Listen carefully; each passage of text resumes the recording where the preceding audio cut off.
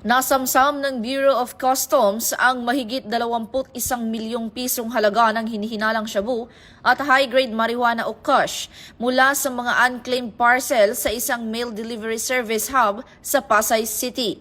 Ayon sa BOC, natagpuan ang mga iligal na droga sa 5 inbound parcel sa Central Mail Exchange Center noong Disyembre 15 ngayong taon. Ang mga kahon ay idiniklarang karaniwang consumer items tulad ng wall lamp, bag, digital disc, merchandise at libro.